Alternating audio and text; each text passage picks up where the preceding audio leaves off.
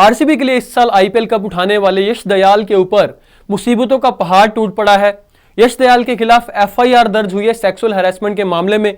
तो क्या है पूरा मामला और पुलिस किस तरीके से कार्रवाई कर रही है, एफआईआर किस तरीके से हुई है, किसके कहने पर हुई है, कंप्लेनेंट कौन है, बताएंगे आपको। वीडियो को अंत तक जरूर देखिएगा। नमस्कार, मैं हूं दिनेश बेदी, आप देख रहे हैं रॉयल चैलेंज प्रेजेंट स्पोर्ट्स यारी। यश दयाल इंडियन क्रिकेटर जिन्होंने आरसीबी के लिए इस साल आईपीएल उठाया, आईपीएल कप जीता, 18वां सीजन जो था आईपीएल में आरसीबी का रहा और यश दयाल ने आरसीबी के लिए बड़ा अच्छा परफॉर्मेंस भी किया। लेकिन इन दिनों वो अपनी प्रोफेशनल लाइफ नहीं, पर्सनल लाइफ को लेकर बहुत ज्यादा सुर्खियां बटोर रहे हैं, क्योंकि उनके खिलाफ सेक्सुअल हैरेसमेंट के आरोप लगे हैं और भी कई संगीन आरोप लगे हैं, और जिसके चलते उनके खिलाफ एफआईआर भी दर्ज हुई है गाजियाबाद में। तो आपको बता देते हैं पूरा मामला क्या है, वन बाय वन करके, स्टेप बाय स्टेप आपको किस तरीके से पुलिस ने पहले उनका स्टेटमेंट रिकॉर्ड किया, बयान दर्ज किया और फिर एफआईआर भी दर्ज की गई है। तो ये देख सकते हैं आप, cricketer Yash Dayal has been accused of sexual harassment and an FIR has been registered against him, यानी कि एफआईआर उनके खिलाफ दर्ज कर ली गई है यौन उत्पीड़न मामले में, सेक्सुअल हैरेसमेंट केस में।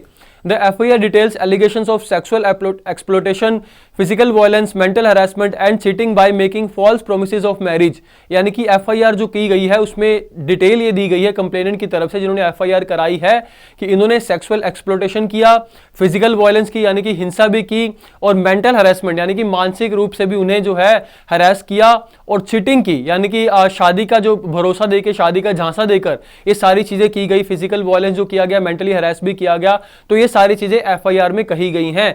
उसके अलावा दोस्तों हम क्यों कह रहे हैं कि उन्हें, अगर उनके खिलाफ एफआईआर हुई है और उन्हें बेल मिलना भी मुश्किल हो सकता है इस मामले में। हालांकि अभी अरेस्ट वगैरह हुए नहीं हुए, ये इस बात की अभी कोई पुष्टि नहीं हुई है, लेकिन एफआईआर उनके खिलाफ हो गई। और बेल मिलना क्यों मुश्किल है, ये हम इसलिए कह रहे हैं क्योंकि नॉन बेलेबल सेक्शन के तहत इनके खिलाफ एफआईआर दर्ज हुई है। तो वो भी आपको बता देते हैं।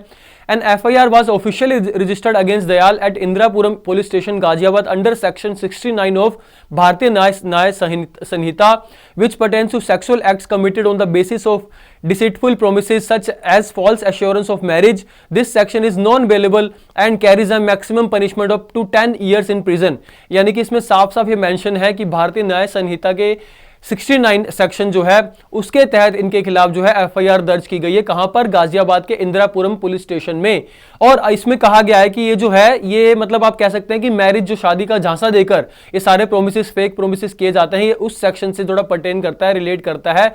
और इसके तहत ये नॉन बेलेबल, पहली बात तो ये नॉन बेलेबल सेक्शन है। नॉन बेलेबल, इसमें वारंट जो निकलते हैं, अरेस्ट वारंट, और उसके अलावा 10 साल तक की सजा भी हो सकती है मैक्सिमम। तो ये सारी चीजें इसमें कही गई हैं। लेकिन अब आपको बता दें पुलिस ने किस तरीके से कार्रवाई की, स्टेप बाय स्टेप मामला चला है। पहले जो कंप्लेनेंट है वो सारा सोशल मीडिया पर खुलासा करती हैं, फिर वो पुलिस के पास जाती हैं, फिर उनको लगा कि पर जो पुलिस जो है वो कार्रवाई नहीं कर रही है, लोकल पुलिस, फिर उन्होंने सीएम जो है यूपी के चीफ मिनिस्टर ऑफिस में उन्होंने दरख्वास्त की, यानी कि अपील की कि इस मामले में हस्तक्षेप किया जाए, थोड़ा इंटरफेरेंस किया जाए। जिसके बाद पुलिस पे थोड़ा प्रेशर आया, पुलिस ने फिर कार्रवाई शुरू की और यश दयाल का स्टेटमेंट भी रिकॉर्ड किया गया है, वो भी आपको दिखा देते हैं। और जिसके बाद एफआईआर भी हुई है। सबसे पहले आरोप जो लगे हैं, संगीन आरोप, उनमें से आरोप ये भी है कि दयाल के जो हैं मल्टीपल अफेयर्स हैं, यानी काफी जो लड़कियों के साथ, काफी उनके साथ अफेयर्स इनके हैं।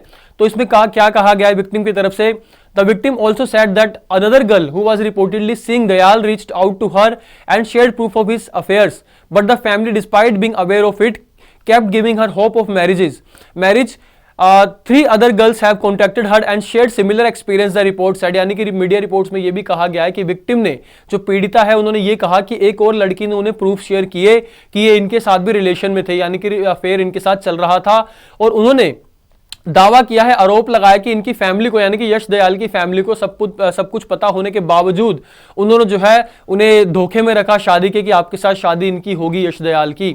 उसके अलावा 3 लड़कियों ने उनके साथ कांटेक्ट किया और सेम इसी तरीका का अनुभव, अपना एक्सपीरियंस जो है शेयर किया, उनके साथ बताया कि हमारे साथ भी कुछ ऐसी ही चीजें हुई हैं। अब आपको बता दें दयाल के खिलाफ जो हुआ, उनके पुलिस स्टेटमेंट भी रिकॉर्ड किया गया है, ये भी मीडिया रिपोर्ट्स में सामने आया। As per a media report, Dayal has recorded his statement before the police. Patil Nimish Dashrath, deputy commissioner of police trans Hindon, Ghaziabad के डेप्यूटी कमिश्नर ऑफ पुलिस हैं, इन्होंने क्या कहा? We have registered a case under BNS section 69 sexual intercourse by deceitful means including a false promise of marriage against him and probing out further।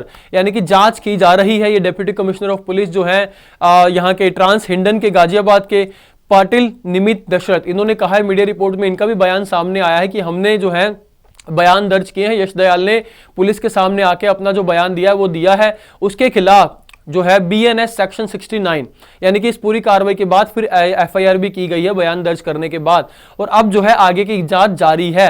अब इस मामले में क्या निकलकर सामने आता है, क्या उन्हें अरेस्ट किया जाता है, लेकिन एक बात तो है कि यश दयाल अपने करियर को लेके बहुत ज्यादा इस समय जो है एक कह सकते हैं करियर बर्बाद होने की कगार पे भी है, क्योंकि बहुत ज्यादा संगीन आरोप लगे हैं, और वो भी खास तौर पे RCB की तरफ से IPL जीतने के बाद जब कामयाबी हासिल की उसके बाद ऐसे आरोप लगना, संगीन आरोप लगना, और पीड़िता की तरफ से यह भी कहा गया कि वो 5 साल से रिलेशन में थी, यानी कि 5 साल से इनके साथ मिली, सारी बातें हुई, इनके घर पे भी वो रुकी हैं, इन्होंने भरोसे में रखा, शादी का झांसा दिया और उनके साथ फिजिकल तरीके से, मेंटली तरीके से बहुत ज्यादा हैरेसमेंट किया, जिसके बाद उन्होंने आखिरकार चुप्पी तोड़ी और सोशल मीडिया पर आकर उन्होंने चीजें सारी शेयर की हैं।